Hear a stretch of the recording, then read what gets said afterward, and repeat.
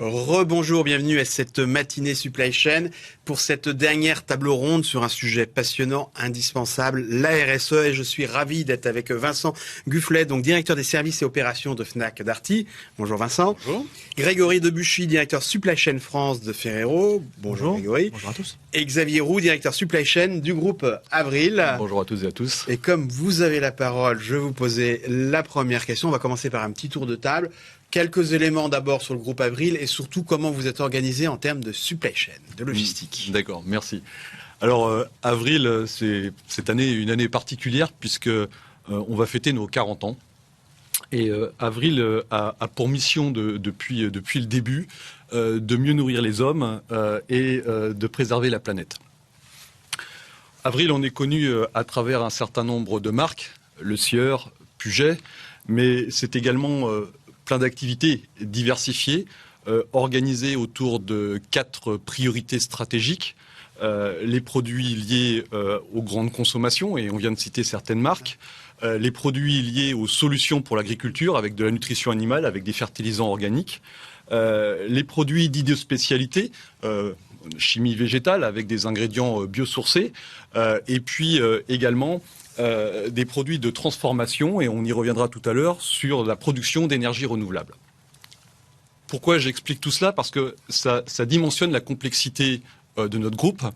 Et donc, en termes de supply chain, on a 10 directions supply chain qui sont positionnées dans 5 pays dans le monde et qui vont piloter 77 sites industriels positionnés eux aussi dans 19 pays à travers le monde.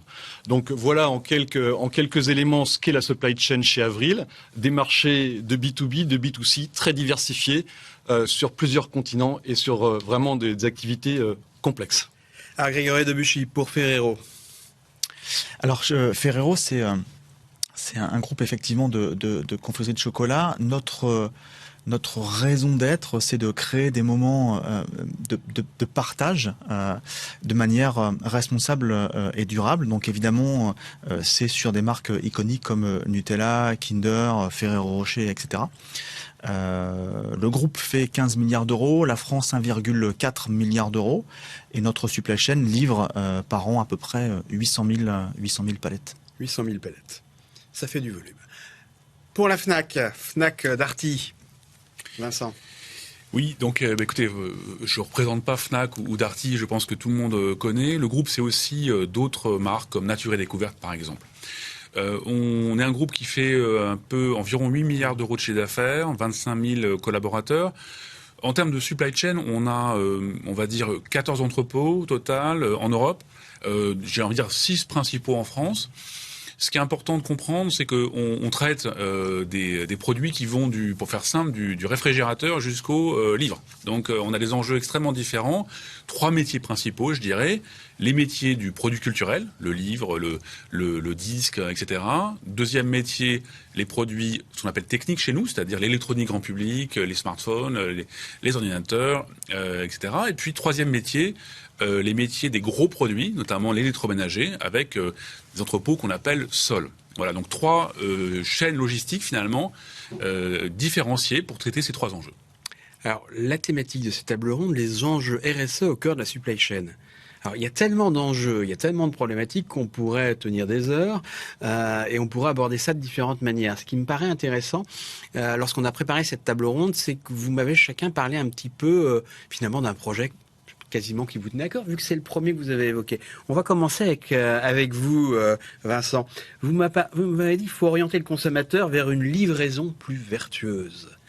Voilà, parce que peut-être en prenant un pas de recul pour expliquer, quand on a commencé vraiment notre stratégie de transformation durable, qui est extrêmement importante, puisque c'est l'un des 3 piliers aujourd'hui de la stratégie du groupe, on s'est rendu compte que l'impact carbone de notre activité était principalement lié aux produits eux-mêmes. C'était pas tant les magasins, pas tant l'énergie, pas tant les entrepôts, pas tant le transport, c'était les produits. 90% de l'impact carbone du groupe Fnac Darty, c'est les produits, le fait de les fabriquer, également le fait de les utiliser côté consommateur. Donc si on voulait avoir un impact réel sur le bilan carbone, il fallait travailler les produits. Alors ça a donné lieu à beaucoup de choses depuis 4 ans, notamment le fait de dire on va allonger la durée de vie des produits, on va ralentir les cycles de renouvellement, en vendant des produits, par exemple, de plus en plus fiables. D'où les informations sur comment on répare tous les produits qu'on vend, quasiment, livres exceptés. Eh bien, on sait ceux qui tombent en panne et ceux qui tombent pas en panne. Donc, du coup, on le dit aux consommateurs. Et donc, l'élément clé, le premier élément clé, c'est le fait de donner aux consommateurs des moyens de savoir si un produit est fiable ou ne l'est pas. Donc, l'information consommateur, c'est un argument, c'est un élément extrêmement puissant pour modifier les comportements, modifier notre métier et modifier aussi côté fournisseur. Donc, un exemple, Yves, ce que vous venez de citer, l'information qu'on donne aux consommateurs, c'est la dépense carbone des différents modes de livraison dernier kilomètre. Donc, vous allez sur nos sites Darty ou Fnac. Lorsque vous arrivez au choix de la délivrance du produit, vous aurez le prix des différents modes de livraison, magasin, domicile, express, etc. Vous aurez le délai, mais vous aurez également l'impact carbone. Donc, en donnant aux consommateurs cet élément en fait de comparaison, vous lui donnez les clés pour bien choisir et aussi de ce fait-là résoudre le dilemme dans lequel il se situe, à savoir est-ce que je privilégie plutôt la rapidité, le prix ou la dépense carbone. C'est lui qui choisit, mais autant il faut le lui dire. Voilà, et c'est ce qu'on fait. Alors vous n'avez pas du tout les mêmes produits, Grégory et Xavier. En revanche, sur ce qui a été dit, de dire que la consommation de carbone, c'est déjà le produit en lui-même. Vous y travaillez, j'imagine, chacune de vos marques, de vos groupes. Sur le fameux Scope 3, est-ce qu'il y en a un de vous deux qui a envie d'intervenir sur ça ? Alors effectivement, on travaille vraiment sur, sur l'ensemble des aspects. Et chez Ferrero, on a coupé cette démarche en 4 grandes parties. La première partie, c'est comment est-ce qu'on va aller gérer, et on touche cette partie-là, comment est-ce qu'on va aller gérer les filières. Comment on est plus vertueux et plus responsable encore sur nos filières.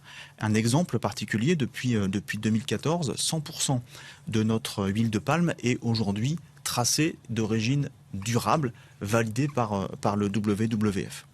La deuxième partie, c'est comment est-ce qu'on va aller minimiser les impacts sur notre production et sur notre logistique. Par exemple, 100% de nos usines en Europe sont en électricité verte. En 2021, notre usine de Nutella à Villers-Récal a diminué sa consommation électrique de 10%. Et on fait des gros projets sur la supply chain, on aura l'occasion d'en reparler. Troisième partie, comment est-ce qu'on incite à une consommation responsable ? Pas de pub sur les écrans TV à destination des enfants, des produits portionnés pour la bonne portion. Enfin, comment est-ce qu'on accompagne les enfants vers le sport ? Dernier sujet, comment est-ce qu'on repartage la richesse entre les consommateurs, nos clients, les distributeurs majoritairement, et l'entreprise. Donc on est vraiment sur ce scope complet. Pour le groupe Avril ? Alors, quand on parle de diminution de carbone, ça s'inscrit dans une démarche plus globale. On pourrait parler de RSE. Quand on parle de RSE, chez nous, ça s'inscrit dans un programme large, une démarche Spring, qui est pilotée par 25 indicateurs sur 14 axes majeurs, dont un est de réduire l'impact environnemental de nos activités industrielles. Donc ça, c'est une ligne stratégique qui est ancrée à travers la raison d'être du groupe, qui est de servir la Terre. Et à travers cette raison d'être, on a 6 engagements, dont un engagement est d'agir pour le climat. Et donc, cette stratégie, quand on dit agir par le climat à un niveau de direction d'entreprise, c'est comment on le décline dans nos organisations, eu égard à la complexité, eu égard au fait qu'on utilise tous les modes de transport, tous les types de transport. Et donc, effectivement, on a traduit cette stratégie groupe par des plans de décarbonation. On y reviendra peut-être tout à l'heure plus en détail. Voilà, tous les deux, vous m'avez beaucoup parlé du transport, notamment de Fred 21. L'enjeu, c'est d'aller le plus loin possible dans la décarbonation du transport. Alors, pour nous, c'est clair. Quand on repart de cette ligne stratégique, notre objectif, c'est de dire quelles sont nos grandes masses et où est-ce qu'on peut agir rapidement pour diminuer nos émissions de carbone. Nous, le transport est une part principale de notre dépense à l'intérieur de Scope 3. Et donc, on a décidé de mettre un certain nombre de plans d'action pour nous permettre de réduire cette empreinte environnementale. Mais quand on se dit cela, il y a un certain nombre de prérequis qu'il faut acter. Premier prérequis, c'est la mesure. Comment est-ce qu'on mesure notre empreinte carbone sur du transport ? Et donc, on a décidé, nous, de s'appuyer sur un dispositif, qui est le dispositif Fred 21, qui est un dispositif commun entre un certain nombre de chargeurs et l'ADEME et le MEDAT. Et à travers ce dispositif, on a pris des plans d'action relatifs à l'optimisation de nos chargements, des plans d'action relatifs à la diminution de nos kilomètres parcourus et des plans d'action relatifs à l'achat responsable et au choix des véhicules. Et à l'intérieur de ces deux derniers axes, nous, on axe notre travail sur le déploiement des biocarburants. On travaille avec Cepol, notre entreprise qui produit de l'oléo 100. Et donc, on s'est engagé à ce que d'ici 2025, tous nos transporteurs routiers français roulent au biocarburant, à l'oléo 100. Et ça va décarboner de 60% notre transport routier français. Du côté de Ferrero également, beaucoup de choses sur le transport. Alors beaucoup de choses parce que ça s'inscrit dans une démarche globale. L'entreprise s'est donné comme objectif de réduire de 43% les émissions à horizon 2030. Et 2030, c'est demain. Ça vient vite. Donc effectivement, cet objectif global est décliné et typiquement sur le périmètre de la France, on a aujourd'hui trois grands points. Le premier, comment est-ce qu'on sature encore mieux, toujours mieux les camions. Et un exemple très concret, c'est comment est-ce qu'on a rapatrié des produits qui étaient vendus sur des displays, donc avec un peu de vide forcément, qui étaient faits dans nos usines européennes, comment on les rapatrie en France. Ça génère de l'emploi en France, c'est pas si mal.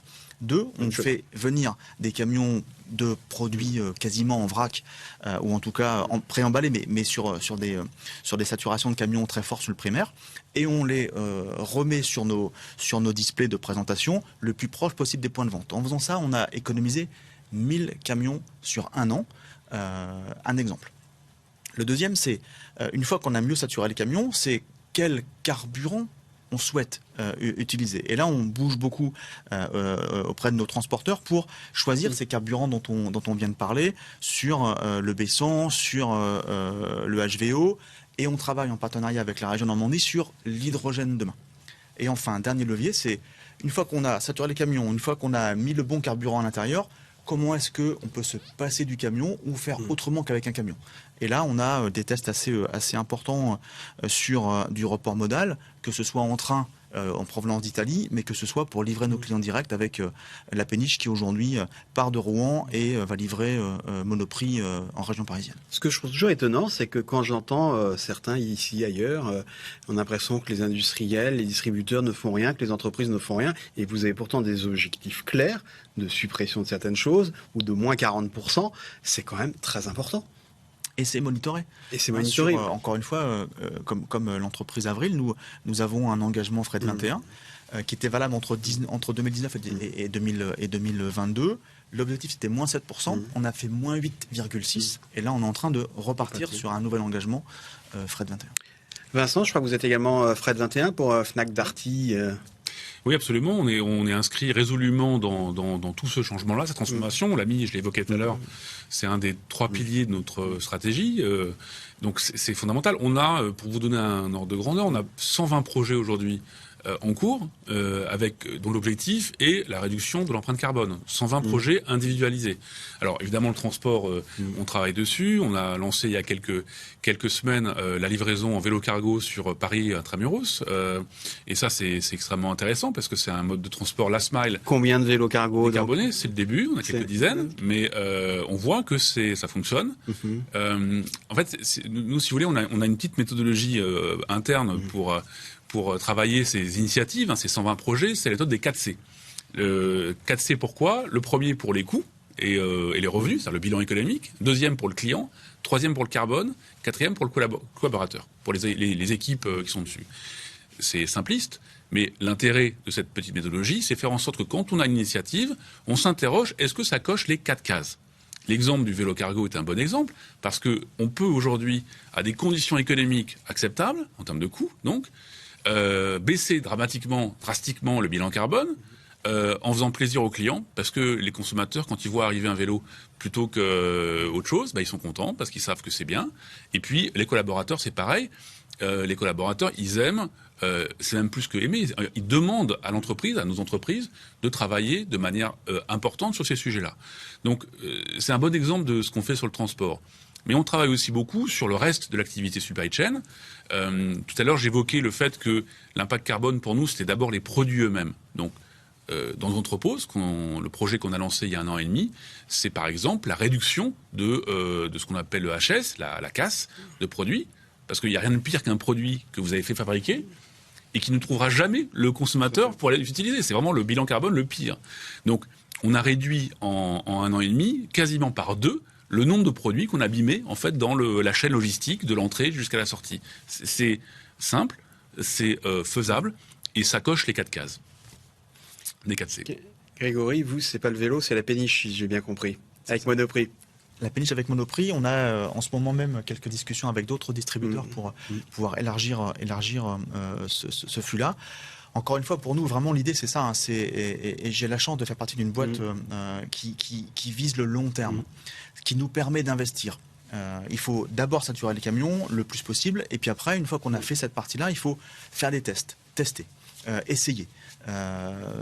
Alors ça coûte un peu d'argent, ça demande beaucoup d'efforts, mais toujours est-il qu'il faut, je pense qu'en tout cas c'est notre rôle en tant qu'industriel majeur de ce marché-là, d'ouvrir un peu des voies, d'explorer, de manière à ce que demain on puisse proposer des solutions qui soient durables, efficaces et qui permettent d'allier à la fois le coût, le délai et l'impact environnemental. Lorsqu'on a préparé ce plateau, j'ai noté la phrase « baisser les coûts et en même temps baisser l'empreinte carbone ». On peut faire les deux en même temps ? Oui, on peut faire les deux en même temps. Les axes d'amélioration, on les a évoqués, on a tous les mêmes. Optimisation de nos camions, limitation de nombre de kilomètres. Effectivement, ça consomme moins de carbone, mais quand on fait moins de kilomètres et qu'on remplit mieux nos camions, eh bien, on diminue aussi nos coûts. Nous, notre stratégie, elle est aussi basée sur l'utilisation de l'oléosan, qui permet de transporter du pondéreux, qui permet de diminuer de 60% nos émissions de CO2 et qui va permettre à isocoût versus le gazole de réduire de 60% l'empreinte carbone. Donc pourquoi s'en priver ? Voilà, on peut pas dire la diminution de l'empreinte CO2 va générer des coûts. Il faut travailler avec, il faut trouver des leviers de performance. Je pense que c'est à nous, direction supply chain, de trouver les bons leviers. Mais pour moi, c'est pas antinomique et on peut très bien faire les deux. Vincent, je vous ai vu. Oui, je partage complètement ce que tu as dit, Xavier. C'est même indispensable. Parce qu'en fait, on ne peut pas travailler sur un des axes, le bilan carbone, par exemple, au détriment des autres. En fait, ça ne fonctionne pas. Donc, et j'ai envie de dire, tu l'as dit, c'est notre travail, notre job, si je puis dire, de dirigeant, c'est bien de trouver, pas facile, mais de trouver des choses, des idées, des projets, des initiatives qui permettent de cocher les différentes cases, dont, par exemple, le fait de baisser le bilan carbone et de baisser les coûts en même temps. Une notion souvent qui est autour de ça, c'est une notion de frugalité. C'est-à-dire, en fait, on va finalement être plus frugal. On va, pour vous citer un exemple, on travaille beaucoup sur le packaging, c'est-à-dire le fait de pouvoir, quand on envoie un colis commandé sur Internet, de minimiser le vide. Quand vous minimisez le vide, vous baissez l'empreinte carbone. Vous avez des colis qui sont plus petits, mais vous baissez aussi vos coûts puisque vous avez moins de carton. Donc, le prix du carton a légèrement augmenté. Et le prix du carton a légèrement augmenté. Donc, la frugalité, c'est une des façons, si je puis dire, de cocher en fait ces différentes cases en même temps, mais c'est bien fondamental. Grégory, vous partagez cet avis, vous travaillez sur les deux à la fois. Alors, complètement, et vraiment on est sur les mêmes sujets parce que quand je prenais mon exemple qu'on appelle chez nous de late customization, de ramener des produits en France, effectivement on remplit mieux les camions au départ des sites. On travaille sur les packaging, on a en même temps un projet de zéro plastique sur nos displays qui sera normalement terminé 2025-2026 et on arrive en faisant tout ça à avoir moins de véhicules et avoir un bénéfice économique pour toute la chaîne. Donc ça, c'est vraiment important, sans minimiser l'impact auprès des collaborateurs. Aujourd'hui, toutes les nouvelles générations sont focalisées sur cette partie-là. Lancer des projets, lancer des transformations profondes sur cette partie, c'est aussi un moyen pour nos supply chains de pouvoir attirer des talents et de les retenir. Et dans vos entreprises, avez-vous eu des remarques, je pense que vous allez me répondre non, mais je vais quand même tenter la question, de dire c'est un petit peu la crise, c'est un petit peu compliqué, il y a un petit peu d'inflation, le un petit peu est un euphémisme, on va ralentir les investissements pour des questions de rentabilité. Ou est-ce que la ligne est tracée, on ne vous a jamais dit non Yves, marche arrière, il faut la rentabilité? Alors si on parle de décarbonation, on va pas parler de rentabilité puisque c'est des montants de dépenses, donc on n'a pas d'investissement associé. Ce sont plutôt le partenariat qu'on va nouer avec nos opérateurs de transport qui va permettre de travailler cet axe-là. De toute façon, on ne peut pas imaginer que nos supply chains consomment autant de carbone qu'elles ne l'ont fait par le passé. Donc, il ne faut pas le prendre comme étant une contrainte. Il faut le prendre comme quelque chose d'incontournable. Et puis, il faut avancer. Et puis, expérimentons. De l'autre côté. Oui, non, en fait, c'est presque même le contraire, en fait. C'est-à-dire que on est plutôt dans une phase d'accès. Parce qu'en fait, il y a deux questions. Il y a la question de savoir si ce que vous poursuivez comme objectif, stratégique, tactique, commerciaux, opérationnels, sont les bons. Est-ce que tel événement, telle crise, tel machin change l'objectif? Et ensuite, il y a le rythme. Est-ce qu'on accélère, on décélère, ou etc.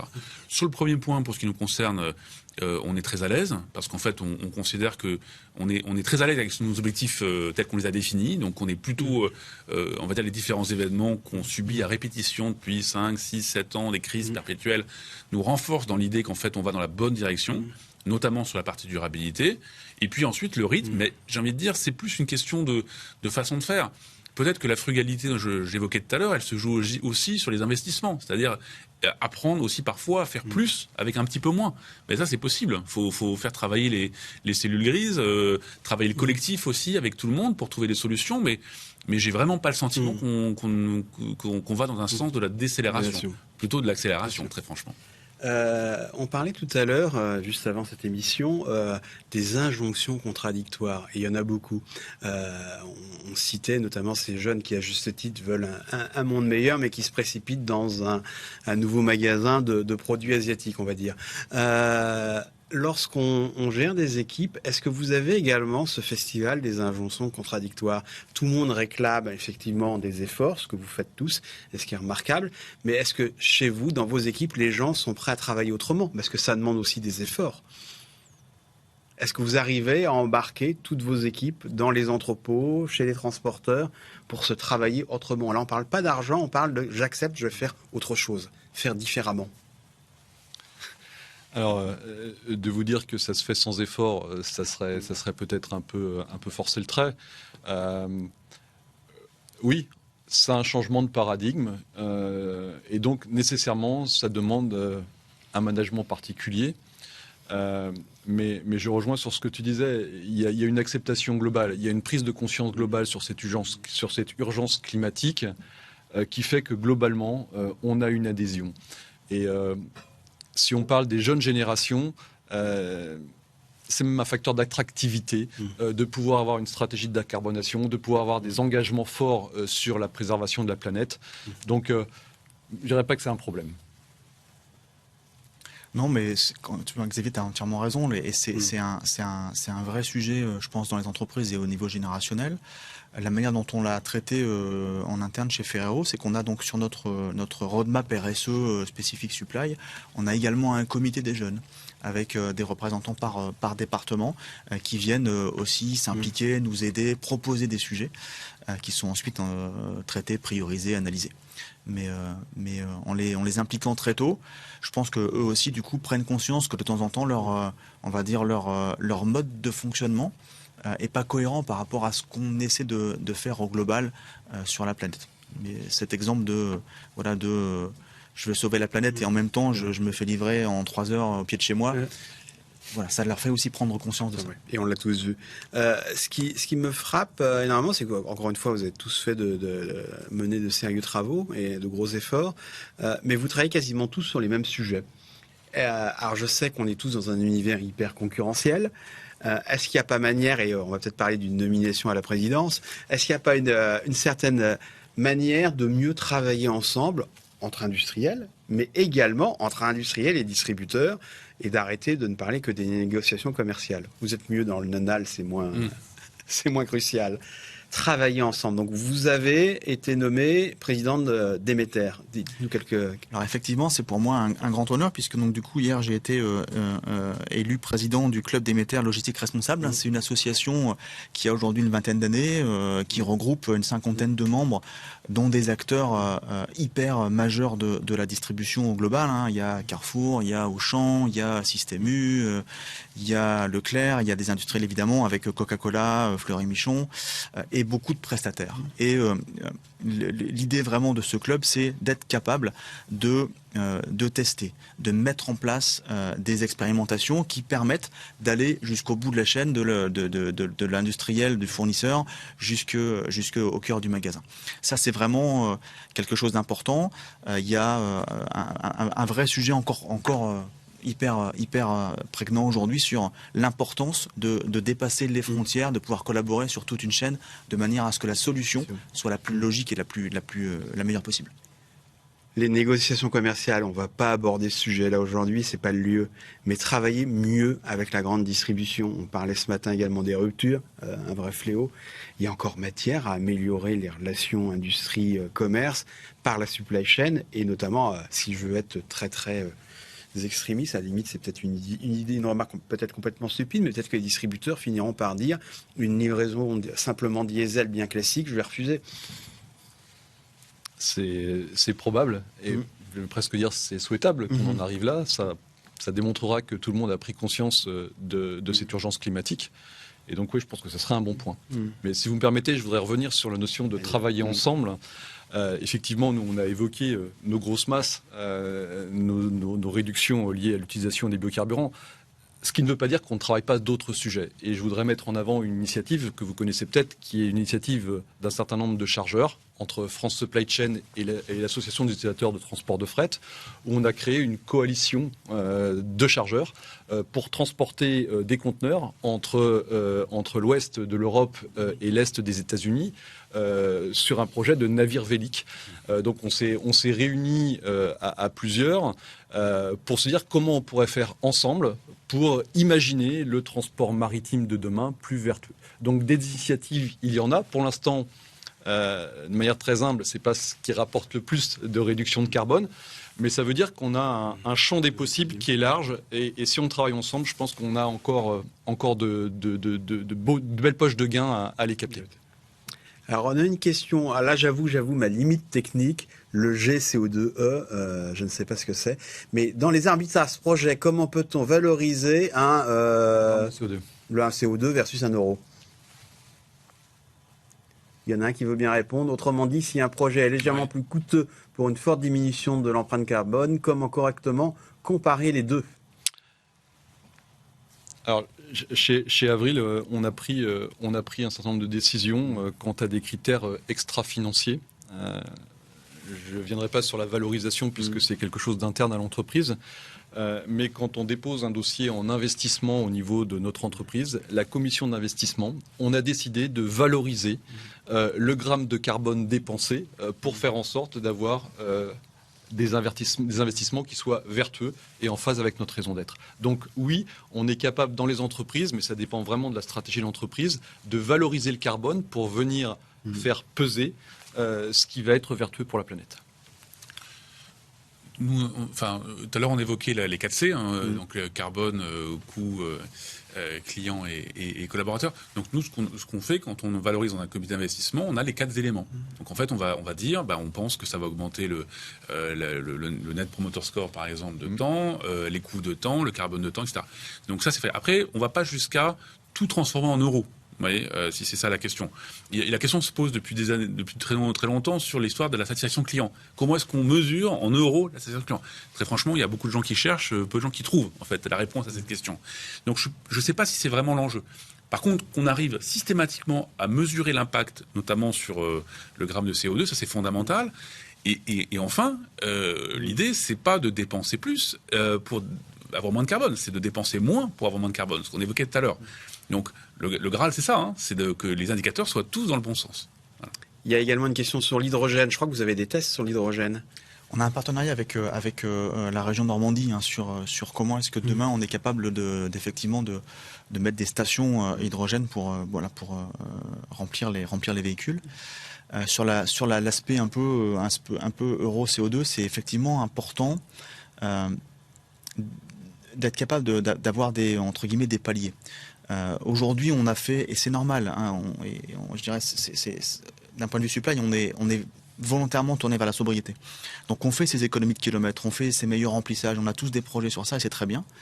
Et à côté, il faut préserver une partie de cette économie-là pour la remettre en test. Ça, pour moi, c'est fondamental pour générer les conditions de demain. Et c'est ce qu'on fait chez Ferrero. Donc bien sûr, dans tous nos appels d'offres, vous avez les aspects de valorisation économique et les aspects de valorisation d'empreinte carbone. Je pense que ça, c'est devenu courant et c'est très bien de le faire. Ça nous permet de rationaliser le plus possible et en même temps de récupérer une petite partie de ce gain-là pour l'investir. Soit, je reprends mon exemple de la péniche, aujourd'hui, la péniche coûte plus cher qu'un camion. Et on l'assume pleinement. C'est parce que peut-être que dans 5 ans, dans 10 ans, on aura créé quelque chose qui deviendra beaucoup plus rentable. Donc on le fait soit sur des moyens financiers, soit sur des moyens humains. L'implication de Ferrero dans le club de Méter est un investissement humain. Envie de réagir ou de compléter ? Non, je suis complètement aligné. Il y avait une autre question, parce qu'on a parlé beaucoup de transport. L'énergie verte pour les entrepôts, on en a également un petit peu parlé, ou quelqu'un va... et le problème tout simplement que tout le monde a connu sur l'électricité. Donc aujourd'hui, sur nos entrepôts propres, 100% de l'énergie est d'origine durable depuis 2008. Donc c'est un investissement depuis très longtemps. Et on franchira un cap puisque dans notre changement de réseau logistique, je peux en parler un peu aujourd'hui puisqu'elle a été présentée au CSE de l'entreprise, on aura donc une nouvelle plateforme en 2025 et cette plateforme nous permettra d'être à la fois sur la logistique, sur l'entrepôt et sur le siège complètement carbone neutre. La FNAC. Oui, alors bon, on travaille dessus, mais je voulais rebondir aussi sur un autre sujet, Yves, parce que je pense que c'est important d'en parler en termes de supply chain, c'est tout l'activité seconde vie. L'activité seconde vie, c'est un marché qui se développe beaucoup, on le sait, on le voit tous dans des différents métiers. Ça a des impacts profonds sur la supply chain. Pourquoi ? Parce qu'en fait, la plupart, en tout cas notre supply chain à nous, elle est essentiellement organisée en mode descendant. On va recevoir des produits, on va les stocker, ensuite on va les descendre, soit au consommateur, soit au magasin. La seconde vie, c'est déjà récupérer des produits. Donc ça veut dire, c'est à mettre en place une supply chain qui soit ascendante. On va les récupérer sur des points de collecte, chez les clients, dans les magasins, on va les rapatrier, on va les reconditionner, on va les repackager, puis on va les revendre. Ça a des impacts énormes, en fait, pour nous.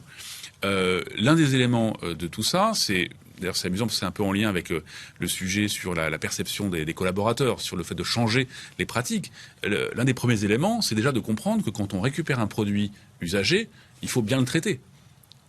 Informatiquement, il faut qu'il soit compté, mais aussi techniquement, physiquement. Aujourd'hui, ce qu'on traite bien, c'est les produits neufs. C'est les produits qui descendent. On les emmaillote, on les protège, on les bichonne pour arriver... Là, évidemment, quand vous avez un produit de seconde vie, si vous voulez un jour pouvoir, après reconditionnement, qu'il soit revendu, il faut en prendre soin.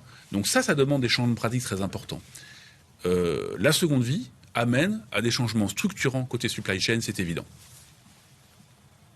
Côté entrepôt pour le groupe Avril. Alors nous n'avons pas d'entrepôt, nous sommes en full presté, mais on a intégré bien évidemment dans nos cahiers des charges des critères spécifiques à la RSE et des critères spécifiques à la décarbonation. Alors pour terminer cette table ronde, si on fait un petit tour de table, qu'est-ce que vous avez envie de dire pour entraîner tout le monde en démontrant ce que vous mettez en place ? Comment être tout simplement moteur pour que tout le monde vous suive avec les bons chiffres que vous avez montrés ? Je pense que la supply chain a un vrai rôle parce qu'elle est visible. C'est-à-dire que les gens, les consommateurs, voient des camions sur les routes, sur les autoroutes. Donc il faut faire en fait, la chose la meilleure possible parce qu'elle est directement perceptible par un consommateur. Une usine, c'est hyper important et on travaille tous dessus. Je pense qu'on en a déjà parlé beaucoup aujourd'hui. Il y a une partie des riverains qui sont effectivement autour de ces lieux de production qui peuvent voir ça. Donc il faut qu'on arrive à communiquer sur ce qui est moins visible et à diminuer l'impact visible. Alors on parle de CO2, mais on parle aussi de bruit. Aujourd'hui, travailler sur livraison urbaine, sur des livraisons avec un bruit très limité en centre-ville, c'est également aussi important. Vincent ? Je dirais peut-être une chose. Moi, je réunis mes équipes une fois par mois, soit en visio, soit en physique. Ça dépend des conditions sanitaires. Ce que je remarque depuis des années, c'est que les seuls sujets où je vois les yeux de mes équipes briller, c'est ces sujets-là. C'est quand on parle de changement, de transformation durable, de comment on va faire concrètement pour améliorer. C'est ça. Quand vous parlez de projets, etc., ça intéresse les gens, mais les yeux brillent quand on parle de ces sujets-là. Et d'une part, et deuxièmement, ce que nos équipes, nos collaborateurs, aussi nos clients et nos partenaires, mais d'abord nos équipes attendent de nous, c'est de la sincérité. Je veux dire, c'est l'inverse du greenwashing, c'est l'inverse d'une forme de on fait ça parce qu'on est obligé. C'est pas ça. C'est de la sincérité. Et si on essaie d'être sincère, c'est parce qu'on pense que la transformation durable amène des changements positifs pour l'entreprise, implique un changement des modèles opérationnels, supply chain, par exemple, commerciaux, mais qui ont un impact positif sur l'entreprise. Cette sincérité-là, il faut la rechercher pour pouvoir, on va dire, capturer les yeux des collaborateurs. Xavier ? Je pense que ce que vous nous offrez ce matin, la possibilité de nous exprimer, est aussi un levier. Quand on évoque 60% de réduction d'émissions de CO2 sur nos transports en France, il faut le faire savoir. Or, aujourd'hui, on a peu de communication sur nos réductions d'émissions de carbone. Et donc, plus on va aussi communiquer et donner de la visibilité à nos équipes supply chain, plus potentiellement on aura d'impact. On a compris pendant les crises Covid de l'importance de la supply chain dans les organisations des entreprises. Maintenant, je pense qu'il faut aussi qu'on communique en disant qu'on a des métiers qui sont très proactifs et qui mènent plein de projets pour préserver la planète. Et est-ce que vous pensez que les consommateurs, ce sera une question d'arbitrage quand on voit, je reviens sur la foule devant un magasin chinois J'imagine. On a envie d'y croire. J'ai envie d'y croire en tout état de cause. On parlait tout à l'heure de performance. Notre vrai enjeu, c'est de préserver la planète dans un modèle économique qui est équivalent à ce qu'on connaissait précédemment. Donc tout le travail qu'on va faire sur nos optimisations, sur nos utilisations de carburants alternatifs à iso-coût, vont peut-être aussi permettre cela. Mais pas pour vous, Groupe Avril, globalement. Le juge de paix, celui qui va décider finalement, c'est le consommateur ou ça finira par être le distributeur qui retrouvera sa fonction de sélectionneur et non pas simplement d'acheteur et qui fera des choix qui pourront être des choix drastiques pour des marques qui ne font pas d'efforts, ce qui n'est pas votre cas. Je suis convaincu que ce sera le consommateur. Ce sera le consommateur ? Je suis convaincu de ça parce qu'en fait, le distributeur, lui, est là pour proposer un choix qui correspond à une demande. Alors bien sûr, il incite, et c'est très bien, il y en a qui vont très loin là-dedans, mais à la fin, il faut quand même que le consommateur s'y retrouve. Et donc ça viendra du consommateur. Et quand je vois aujourd'hui vraiment les effets générationnels qu'on a dans les collaborateurs qui nous rejoignent pour les plus jeunes, ou dans ce qu'on apprend aujourd'hui dans les écoles, les mentalités changent à une vitesse hyper rapide et je pense que on en viendra là. Eh bien, petit mot de complément. Oui, non, j'ai vu une petite réaction. Oui, parce qu'en fait, c'est un sujet qui nous tient à cœur. C'est bien sûr le consommateur qui décide. Ça, je pense qu'il faut jamais l'oublier. Et c'est bien comme ça. Simplement, nous, notre rôle de distributeur, c'est de donner aux consommateurs les clés pour bien acheter. Et c'est ça sur lequel on est parfois défaillant. Je veux dire, notre rôle, c'est ça. Et quand on dit au client, à un consommateur, ce produit-là, il est plus fiable que celui à côté, eh bien, qu'est-ce qui se passe ? Il va choisir ce produit parce que c'est son critère d'achat. Nous, ça va nous inciter à aller encore plus loin. Le fournisseur, il va voir ses ventes augmenter ou diminuer selon la fiabilité du produit. Donc, on va dire, le consommateur, on part de là, en lui donnant les clés, en fait, il change la donne. Et ça marche en fait. Eh bien, on va rester sur ce bel engagement. Merci beaucoup à tous les trois. Merci de nous avoir suivis ce matin. Merci à nos partenaires Capgemini, Diagma, Generix et Mecalux. Et je vous encourage à donner le lien, à dire à vos collaborateurs, à vos clients, à vos fournisseurs de se connecter en replay pour regarder cette matinée Supply Chain. Merci à tous les trois. Merci et à bientôt.